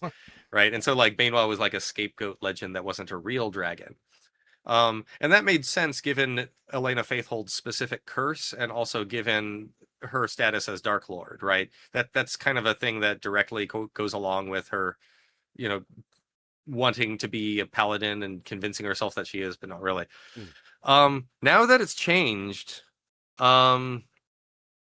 like I could go either way. I mean, here's the thing is the idea of a made up the idea of terrorizing a population with a made up dragon was not something that I had seen really anywhere else in any, any like dragon stuff. And it would make it would make special sense in Ravenloft, which seems rather low on the dragon quotient, Oh right? yeah, most definitely. So I kind of like that neat little thing. But I also like I wouldn't say I'm disappointed or that I would be upset if it's now canon that there really is the Bane Maw. I mean, if anything, if you go for the meta plot, it would be kind of spooky if the Dark Powers created a Bane Maw after so many years or centuries of Elena Faithhold blaming things on it, like a puka or what do you call it? The where you will something into existence just by thinking about it so much. Oh, a tulpa. A tulpa, yes, tulpa. Yeah, not a puka. A puka is a giant rabbit that grants wishes, but that's beside the point. Oh, okay. Tulpa. I thought those were the Ravenloft cat people. Oh well, that maybe as well, but I'm thinking about the Paka. That's Paka, yeah. No, I don't know if you've ever seen a movie called Harvey with oh yeah, it's an old movie where the guy that's in A Wonderful Life, I can't remember his name. Usually plays nice guys, but he plays somebody who sees a 6 foot tall rabbit named Harvey, and it's his puka, and he goes around granting wishes. Yeah, so it's there's an allusion to that movie in Who Framed Roger Rabbit. Really, I totally missed that. Yeah, because Roger Rabbit is hiding out in the back of the bar, and Eddie Valiant stashed him in the back of the bar after Roger Rabbit was dancing around on the bar top entertaining everyone. And then Judge Doom comes in and he's like, "Where's that rabbit?" And Eddie and Roger Rabbit are arguing, and Eddie's like, "You shouldn't have revealed your location." And Roger's like, "Don't worry, they'll never betray me." And a drunk dude at the bar is like, "I've seen a rabbit, Judge Doom." And he turns to an empty seat next to him and says, "Say hello, Harvey." Oh, and so that's a reference to that. See, I saw Who Framed Roger Rabbit before I saw Harvey, so I still haven't seen Harvey, that. But it's referenced enough for me. Oh yeah. Harvey was good. Jimmy Stewart, yes. Jimmy Stewart, thank you. Thank you so much, Brian. Appreciate it. Yes. Let's see. Booley says I have mixed feelings because they have good domains, but they should have been new domains, not retcons of old ones. Is it you talking about the Shadowlands? Like how they I don't. I mean, there's also this. I think at this point it's basically a canard about do we want to fight about changing things and whether it's okay. I don't want to. Change has been the only constant. Changes are fine. Change has been the only constant with Ravenloft. I mean, think about that's how you end up with two cousins in charge of a single domain. You get rid of I don't. We had a meta plot already, so they changed it some more. Yeah, that's fine. Although the people who really want the oldest version, the first version of Ravenloft, I am doing Pharrell. I'm doing a video on Pharrell pretty soon, so that's one that's like a pre Grand Conjunction domain that It's gone real fast. It was barely there. Way back in the day when Staunton Bluffs was still part of the core. Yeah. Yeah, exactly. Yeah. Mm-hmm. And a new favorite domain. I love this. Yeah, I like what they did with iCath too, or eCath. Mm-hmm. Sorry. Yeah, that's change has been the only constant. Like those things still exist out there. If you want to run one of the old domains that don't work, that don't exist anymore, just go download a PDF and run it. This stuff still exists out there. I don't think there's any use in getting mad at changes at this point. I still have Nozos. Mm-hmm. Nozos, yeah. And way back. I was running Scythicus before it was officially included in 5e, but playing 5e, it's always your. At one point, life didn't exist, and ODR was its own domain right alongside with the domain that's the size of a dining room. for the bard, the Dark Minstrel book, Dark Minstrel adventure, where the whole entire domain just takes place inside of Oh yeah, yeah, yeah. yeah, yeah. That's one of my favorite one shots. I don't want to That's I don't want to from. give Is too that much from? away. Is that from Book of Crypts? I It think the is. It Dark is from the Minstrel. Book of Crypts. Yeah. It's a Hmm. really good one shot. I use that so often. Oh yeah. Anyways. So let's agree that the domain with an animated Pinocchio-like toy as a Darklord, that domain has probably the worst name. Not in the abstract or anything. I just hate like what. Okay, so Oh, you say yeah. you say Odier, I say Odiare, and then in the pronunciation guide at the end, it's in fact it's Oder, Oh, dare. right? Like Oh. there's never been a more cumbersome word since chimera, right? Like this is get your shit together. No. Well, which is crazy because calling it O'Dare is actually a retcon because Oh in the yes, in the pronunciation guide for the original one it's Odiere. You got it right, I believe. Odiare, Odiare. Odiare. But we also I thought it was Seina because I thought it was like the Italian like thing, but no, they say it's they say it's Alexa, you are correct. It is Skena. Baron von Evensong. Skena. Mm-hmm. We're supposed to say Skena instead of Skena. Saina. Hmm. I mean, I'll change how I pronounce it. I mean, it doesn't really matter that. I don't think there's any actual domains with citizens to be offended at my mispronunciation. Getting back to the adventure that comes with the Shadowlands, right? So you fight. Wait, no, that's Mordant.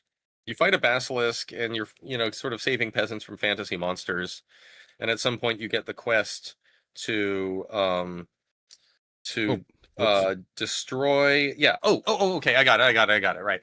Like the idea is that you fight some fantasy things and level up, and then you go to Shadowborn Manor. You find the ghost of Kateri Shadowborn, and she tells you about her bad sword, and oh the are.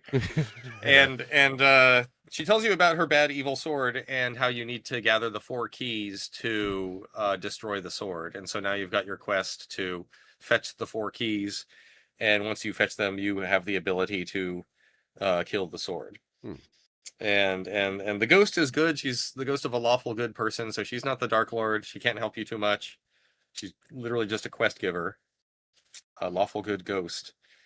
And that adventure is for level that adventure is for level 10 PCs, and it uses this, Shadowborn Manor Bring that up. map. I like this. Pretty good map. And then we're on to Sithicus. This is the most straightforward map. Like, yeah, Yeah. not yeah, it's the mappiest D&D map I've seen in the book. It was nice of them to give us a battle map and an updated kind of region map for each one. The fact that each domain has a sample battle map is kind of nice. They could have also maybe suggested materials from older products that they could repurpose for adventures. I don't know. Maybe someone should make a YouTube channel where they do that a lot. I'm not sure. Yeah, But and maybe you could combine it with other literary works for. I really think it would probably just be an excuse to get people to try to read, though. Yeah, it would yeah. The motivation it would take to create such a channel would be fraught. It'd be like you'd be a Darklord unto yourself. Onto Sithicus. So this one was this is really interesting because it's not like it's in universe that Lord Soth got trapped in a domain of his own, escaped, and maybe came back.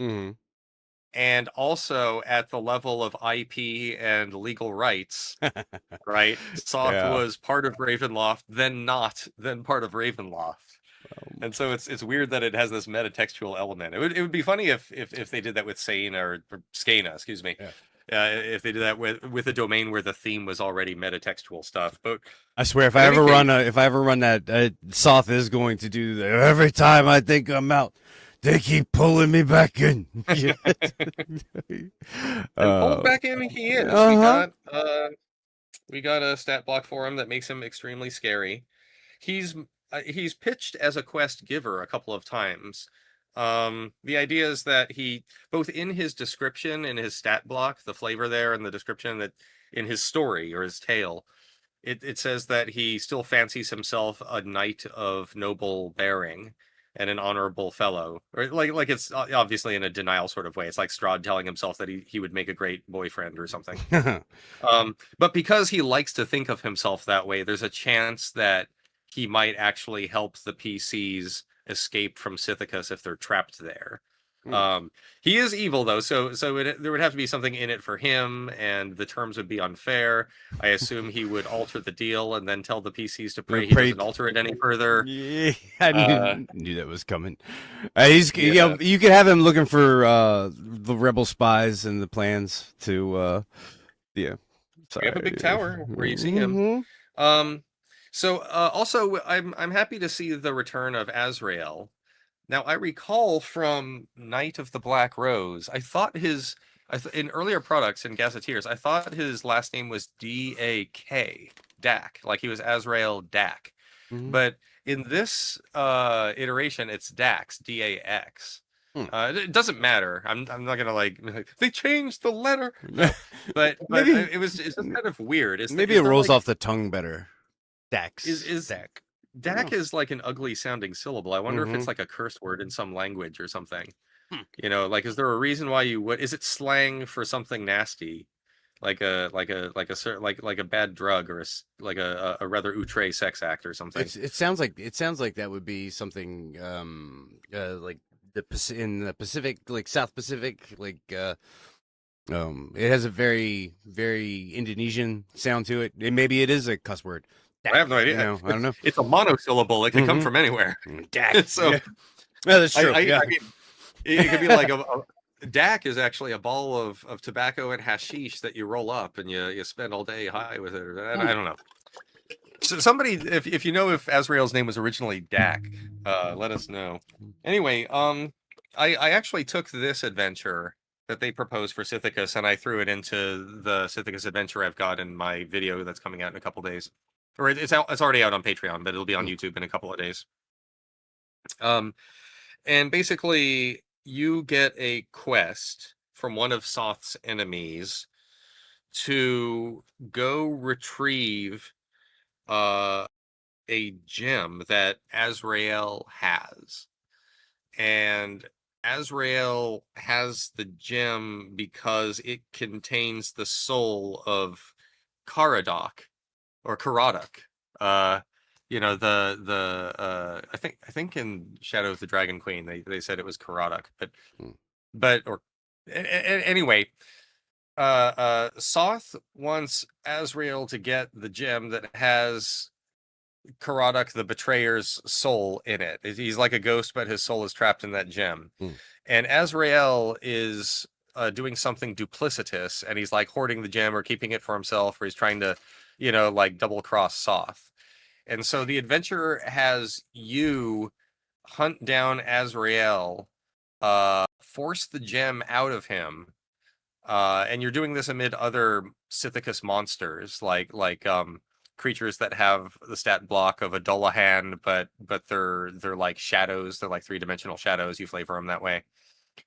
But anyway, you eventually force Azrael to hand over the gem. Once he hands over the gem, Lord Soth shows up, and he's pissed. He's like, "Why didn't you give me the gem, Azrael? You little, you know." And I think at that point you could either, you know, ask Soth for help in escaping Sithicus. You know, say like, "Hey, we help you find the gem, bro," or you know, it's basically you go through. Like you go through Nedregard Keep at first, and you're looking for Azrael, and then you take the jewel across some ruins of Sithicus, and you put it somewhere to like free Caradoc or something.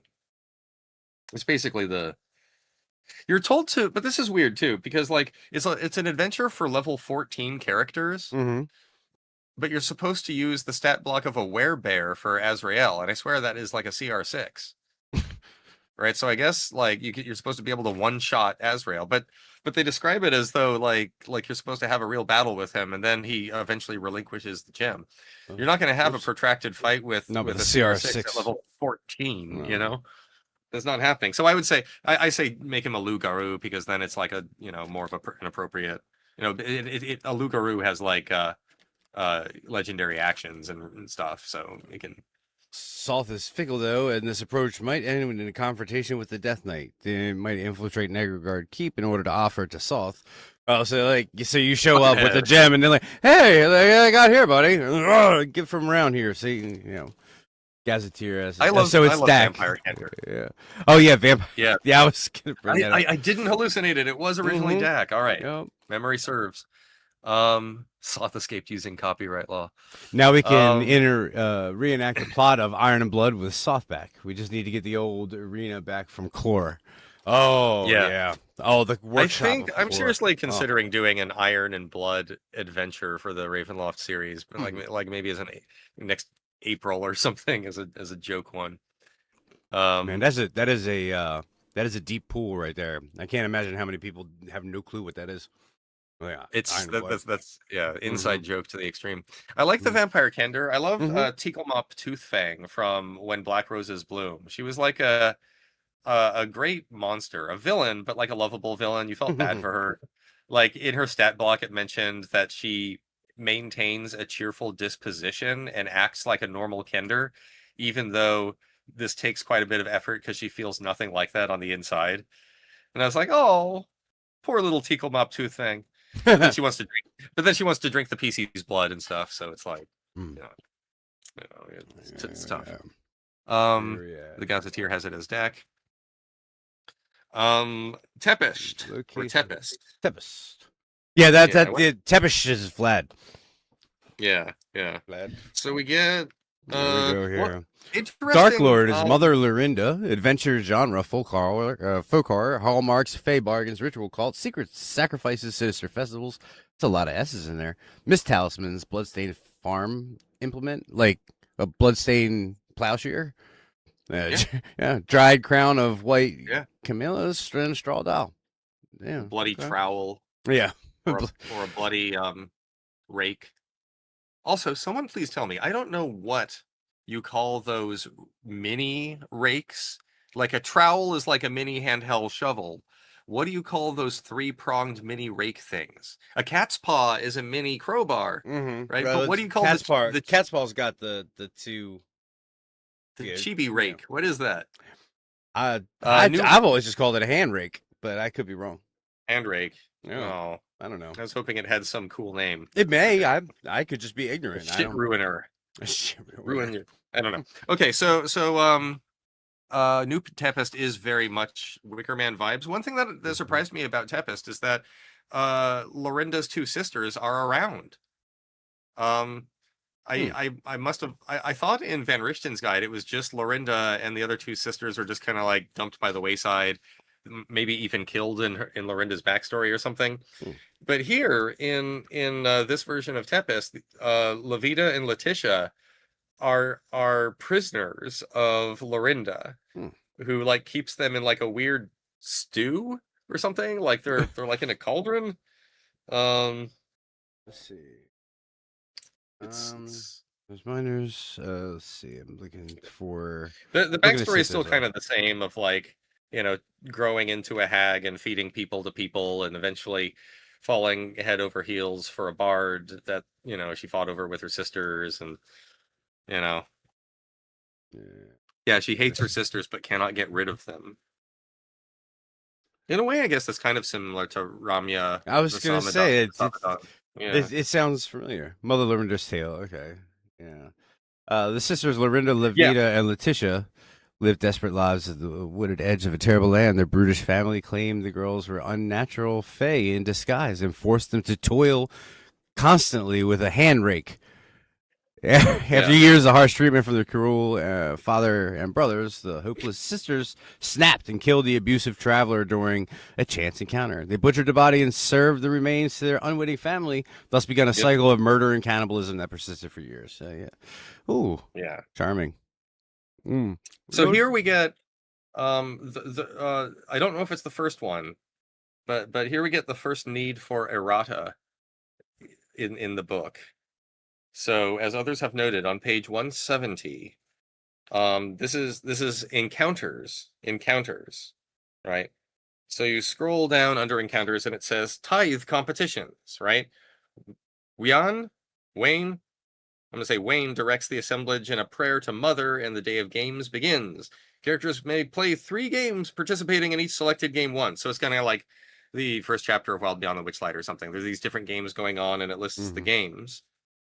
And then beneath the table of games, where it has like the Never Naughty, the Gossamer Glutton, the Crooked Joust, the Powery Chase, the Lost Siblings, underneath that, it says characters who don't play a game might socialize and see some benign oddity extrapolated from the Victal Sites table earlier in this section. Now, there is no sites table earlier in this section. There is in Van Richten's guide, where that same text also appears. But they copy pasted some stuff from Van Richten's guide Tempest, and that stuff referred to a table, which later in the editing or in the layout design they cut out. So there's a little mistake there. They actually changed little error there, Watsy. They changed it in this version. It says it says extrapolated from the details presented earlier in this section, but there are no details presented, so that's weird. Yeah, that's weird. And I guess the adventure just is the tithe celebration, right? You play the games, then you have competition winners, then they force the competition winner to do a mukbang, and then they bring forth a monster to fight. So kind of what you'd expect if you were doing the tithe based on Van Richten's guide's suggestions. Okay, on to Valachan. Yep. Jason, I just I was gonna text you. Valachan is probably gonna be the last one I can do. Getting the sun's passing the yard arm for me, and I have work early in the morning. So no, it worked. I think it works out good. We can end on. We would have gone through all the domains and talked about their campaign arcs. And that's just noticed everybody too, that this is probably the last one. We're gonna wrap it up and give some final thoughts on the domains and set it down, and then we'll continue on some other time. Another time we can talk more, but absolutely. So the Trial of Hearts, as you would expect, is the adventure centerpiece for Valachan, right? The suggested campaign arc also involves the Trial of Hearts, right? So I find this interesting too, because I know that the adventures in Markovia, the Neither Man Nor Beast in second edition, the adventure set in Markovia kind of begins this way, and that's where I got the idea for my Valachan adventure. But in my Valachan video, I suggested starting the adventure with a shipwreck. I said, let's say that you were at sea, and then you were in a shipwreck, and you wake up and your boats have been thrown up into the canopy, up into the rainforest canopy, and you got these broken boat pieces that you're hopping around in. And then I used a map from Tomb of Annihilation. So they also propose start with the characters becoming shipwrecked, then they have to fight displacer beasts. I also suggested that, but they're the flagship monster for the domain now, right? So, duh. Having heard of their exploits, Chacuna shows up, invites the characters to Pantera Lodge, offering to help them leave if they participate in the Trial of Hearts, and then levels 10 and beyond. No. From 7 to 9, level 7 to 9 also includes the Trial of Hearts. And then after level 10, if they survive, then they are led. They're shown the way out, but locals beg the PCs to kill Chacuna, and if they do, then someone has to take her place. So, Oh, Eric von Kharkov comes back. Strives to retake power. Chacuna. I thought he was dead, though. Yeah, he's dead. But it says, should the characters kill Chacuna, chaos erupts, and Eric von Kharkov strives to retake power in Chacuna's absence. Oh, no, you're right. You're right. I guess he's only mostly dead. He's mostly dead. Slightly alive. Yeah. Slightly Clearly alive. He said to Blave. So- So yeah, at mid levels you can talk to his severed head, and his severed head is like, you know, there's one way to be ahead in life, or no.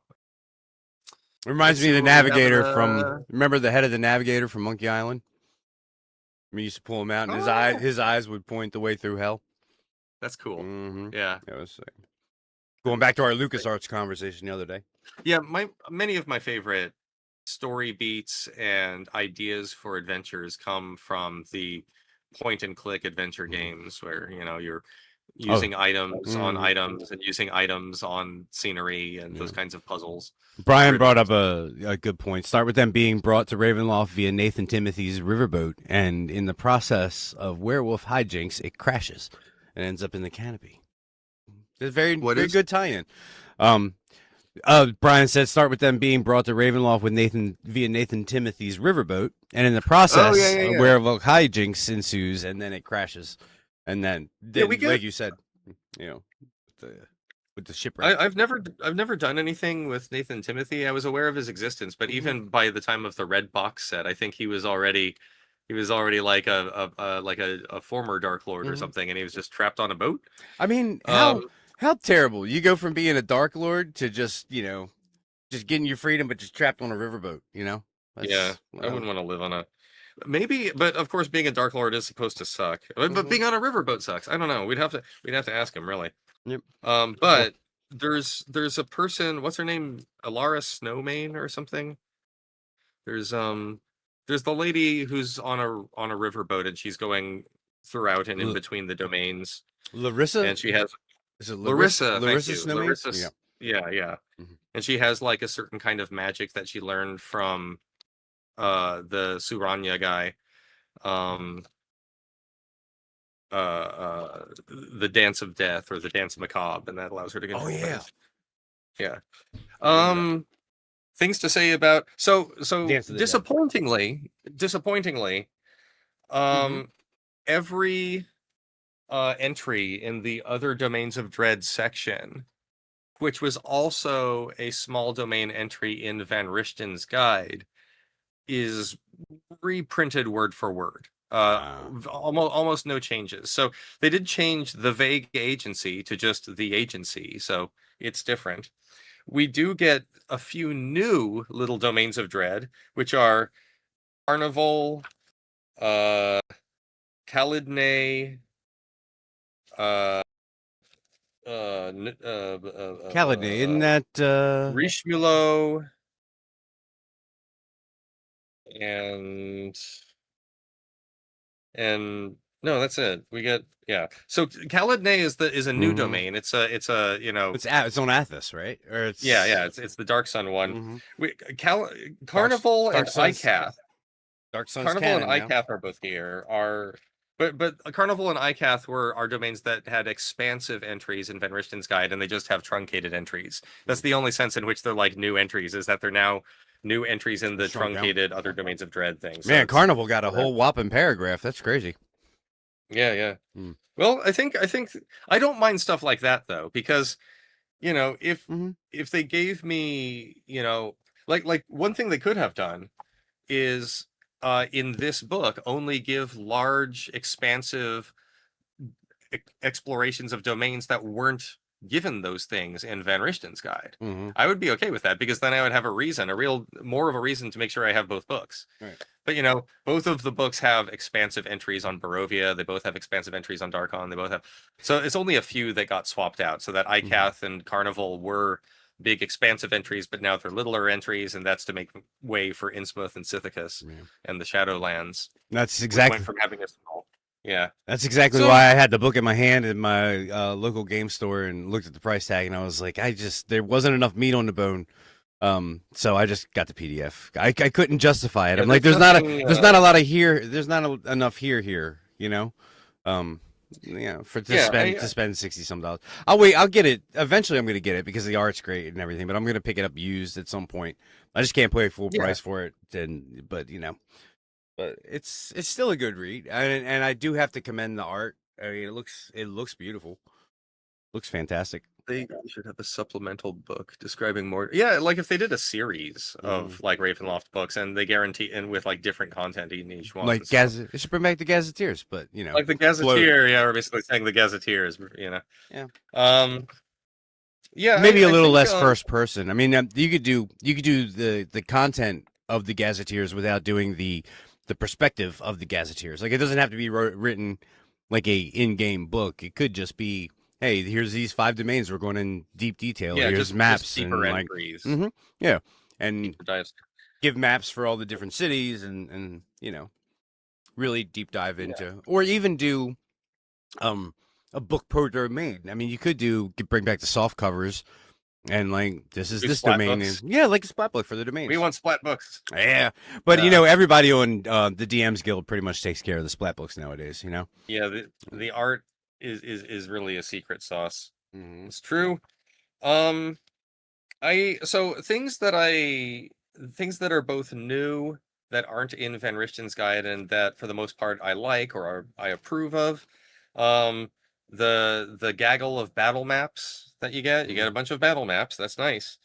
The suggested outlines for campaign arcs. I don't need those, but I'm, more experienced, GM. Hmm. I bet they're probably useful for folks who want to kind of like come up with a longer campaign. The stat blocks I don't really care about for reasons that you said. I was perfectly comfortable adapting other stat blocks. Now that I have them, I'm going to play with them, and that's kind of cool. Um, the stuff that I am more glad. Okay, so for what did I actually buy this book, right? I did spend money on it. I would say that what made it worth the money for me was the art, the new maps, the coverage of the new domains, Hmm. including expanded entries for domains that were already mentioned but just hadn't been covered. Um, the Lovecraftian monster stats, even though I already had other versions of those from like other gaming companies and stuff. They released Lovecraftian sorts of supplements. Um, oh, the battle maps includes a map of Sire 1313, which is nice, Yeah. right? It's I, not too much to ask. I was just reading at it, Alexi. Interesting. The Tovag entry mentions the dark powers tormenting their one-time prisoner Vecna. Yeah, Because you get Tovag's there, but is Kaviticus? Oh, that's in Clore, isn't it? They mention a domain with a skull castle in Clore, or at least they yeah, did. Cavitus. Yeah, Yeah. or I call it Cavitus. I call it Cavitus, like cavity. But Hmm. yeah, I think the skull domain is Cavitus because he had like Skull Mountain, Skull Hmm. Castle. And then there's the domain overrun by dogs, which I assume is Pharrell. Yeah. And then there's the array of bloody iron combat arenas, which is the Easter egg to Iron and Iron Blood and Warriors Blood. of Ravenloft for the PS1. Um, Pronounced like covetous. Oh, that's cool. I Oh. mean, that is covetous. Oh, that makes that tracks. Although That makes sense. we're Clore. covetous. But where are you? I told you. You could do a who's on first Hmm. thing. Their once Markovia. time prisoner Vecna. So I think, I mean, I like the book fine enough for it to be a worthy expense for myself, but Mhm. I also think that like if you already have Van Richten's guide, um, or if you have Older's, I mean, you don't even need to buy. Like if you know what Ravenloft is, you can just run it without buying any books, right? Because that's the Mhm. cool thing about RPGs. But I would think that if you have Van Richten's guide already, um, it would be hard to argue that you need Ravenloft: The Horrors Within. I think it makes sense and nobody's blameworthy for having Van Richten's guide and also wanting to have this Mhm. stuff for the extra things. I like the coverage of Sithicus and Shadowlands and Innsmouth. And like you mentioned, the art is fun, and so it's worth it for me. But I couldn't really. I don't think I could make a video where I argue that it's a must-have book. Mhm. Now, with that said, I would also say that if you don't have Van Richten's guide and you're choosing whether to get it or the new one, I think like the new one may be maybe a little better, just in Yeah, terms of, I mean, it's for the updated rules anyway. It's got updated I agree. lore. If I were to recommend one, I would recommend picking up this one. I mean, most Yeah, definitely, regardless of the rules difference, just as a product, and the book is clearly a lot thicker, and I feel like a lot more care has gone into it. yeah, And it's nice to see the book have a certain style into its own, rather than looking like every other 5e book that cream color pages and yada yada, like the yeah, same style and the same font on the front. So I would totally recommend picking it up if you don't have a Ravenloft yeah. product for your table. I think it's well worth it for that. But I feel like, just personally, I have like an abundance of this material, and especially not playing a campaign with the current rule set. For me, it was like, I'm just gonna have to catch it on Yeah, sale. yeah. But I This am gonna buy it though at some point. Yeah. Well, I mean, neither you nor I think, learned anything new about Ravenloft from this book, but No, that's a no, separate thing. that's Alexi notes that he needs it for the Aslan stats, and I do say that's a really impressive Lich stat block. The Aslan stat block is an impressive Lich. I could, if I have any Lich villain in a future campaign, and I really want them to be a tiger to tangle with, I will consider repurposing that stat block. Um, yeah, I still like this better than Van Richten's. I think yeah. I have to agree. Mhm. I think I have to agree. And I liked Van Richten's too. I wasn't down on it or anything, but they I think they listened to a lot of the fans, like they listened to some of the reception. Mhm. Um, because there was some negative reception to Van Richten's guide, and it seems as though, they have several sections here. They say like, oh, it's perfectly fine if you want to unite the domains into some kind of continent, like a Mhm. mega cluster. You can call it a core. We used to have a couple of those. There's one from this supplement. There's one from that supplement, and so it's not like it's erasing Right. Their the willingness to reference the older material in this book was refreshing, rather than completely ignoring it. I felt like Van Richten tried to walk too fine of a line between complete reboot and continuation, and like I think they should have picked a lane and went with it. Either do a no. continuation, or because there was enough there. Like, all you have to do is look at uh, Valachon, with Yeah, the inclusion of Uruk von Karkov being killed and having Chakuna yeah. taken over. Like, that right there says, well, this is a continuation. So there was kind of like mixed bag, and especially with Darkon fading into non-existence and everything, there was definitely enough there to make it feel like a continuation. But then people were saying, no, forget all the other lore. It's a complete reboot. But I feel like this sort of course corrected in a way, which I think is probably one of its better qualities, is the fact Yeah, that it doesn't draw a hard line in the sand and say this is a complete reboot. Gothic Earth also does get a mention Mm-hmm. specifically, and a citation. So in a section that I like, it's a short section, but it's about how you might want to run a Ravenloft campaign, and it gives you a few different approaches, from the domains being united into a mega continent where they're all geographically connected like a core, to having just isolated haunted houses, and you don't even visit more than one domain in your campaign. It's just like a brief thing, like that section in Shadow of the Dragon Queen when you pop into the Shadowfell. And then you have like the cluster approach. But one of the approaches they suggest is Gothic Earth, Hmm. right? Yeah. And so yeah, they're pretty permissive with the, let a thousand flowers bloom. I think that's the best sort of advice. Real quick, Mm-hmm. now that I think about it, in the current canon, are there any Dark Lords who are liches now that Azalen has escaped? Do we have a lich Dark Lord in any other domain? I'm going to take a look at the list of domains real quick, because if not, I mean, hey, take it away, writers. Borgin, no. Darkon, well, kinda. Yeah. Dimilu, Sadridia, no. Falco, no. You. I Nope. mean, does Ank? Oh, no, he's a mummy. He didn't really. Octopod is a Yeah, it's a mummy lord. mummy. Yeah. Very lich-like. Yeah, that's what I was thinking. But he's not a. He's definitely not a lich. Quick. A quick check-in with the minor domains. The Agency, no. Blootspur, no. Carnival, no. Sire 1313, no. Forlorn, no. Gastria, no. Gehenna, no. Ekath, no. Invidia, no. Kalidne, no. Keening, no. Chlor, no. Markovia, no. Nightmarelands, no. Naranjan, no. Suranya, no. Staunton Bluffs, no. Tovag, no. Jeresia, no. We No, have no. there's We have no. no Lich Dark Lords. Mm-mm. No Lich Dark Lords. There's a. It means we got to think of one. We got to make one. I gotta come up with one. There you Something. go. Yeah, just bring back Yeah. Aslan. back You know Aslan. that is one thing I wanted to check. Well, I'm gonna read through it a little bit later. I'm gonna flip through the Darkon section. Is Darkon still dissolving? Yep. Okay. Yeah, it's still dissolving, and the suggested adventure arcs involve sort of factional intrigue Yeah. with different it kind of it's like what they had for Descent into Avernus, where there are a bunch of these warlords just blazing around and fighting each other and seeing who can be the ruler of Avernus. There's like a bunch of these like monsters that are all vying for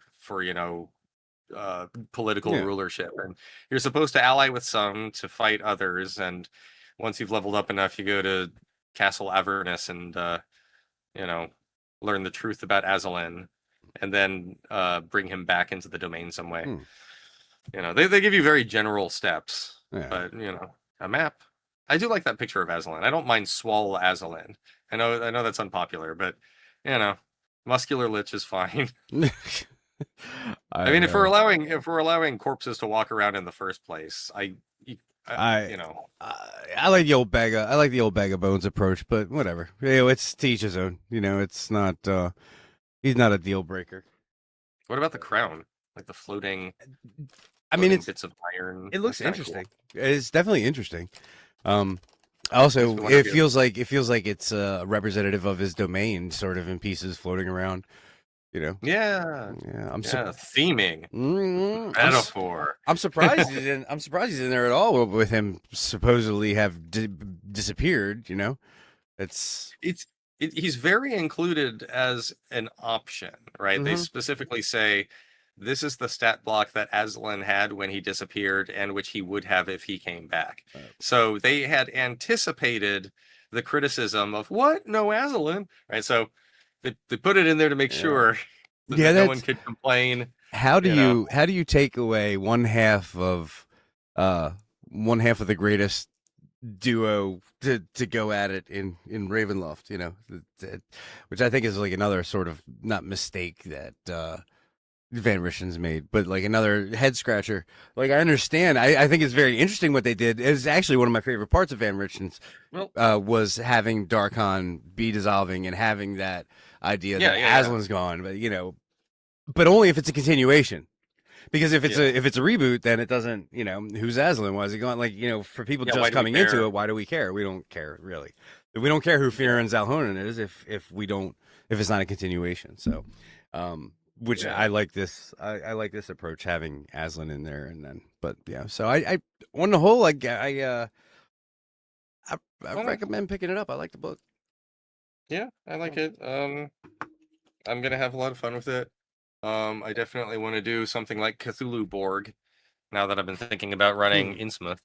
My Sithicus video will be up, I think, on Tuesday. It'll be up on the 22nd, whenever that is. And then after that, Pharrell should be like maybe a week afterwards. I want to get that one done because I'm going to submit it for the Domain Adventure Jam on the subreddit. Oh, nice. But I think we're calling it a wrap. We are. We're closing the domain's borders. So thanks everyone for joining us on this particular leisurely deep dive into the new book. Yeah. I'll see ya. Woof. Yeah. We are we'll get together again soon, Jason. We'll come up with this was as much as I wanted to be prepared, and I was. I got a little late start today, but it's always a pleasure streaming with you. And thank you for putting up with me being a little out of it today. Super tired. Been working a lot. I needed practice going No. live because I don't do it. No, it was great. correctly. I appreciated you taking most of the heavy lifts in this one because I feel like I didn't have all the marbles in it's my great. bag, so to speak. But we'll get Have together. fun. We'll get together again. Make this a regular, at least once a month, if not twice or more Yeah, than that. We'll get into the routine. And as far as So thanks everyone. as far as I'm concerned, once work calms down, I'm getting back to the production for the some of the things I have on my plate. It's just impossible for me to do it right now, but I appreciate everybody's patience. And Jason, thank you again. Bye-bye. Take it easy, everybody. And there we go. So, all right, I'm gonna say bye once again, ladies and gentlemen. Thanks. If you're watching this on the replay, check us out live. I'm gonna get this one over to Jason too. He can post it on his channel, and pretty soon we'll get together. Remember, y'all mean a lot to me, and Jason. Don't get lost in the mists. Bye.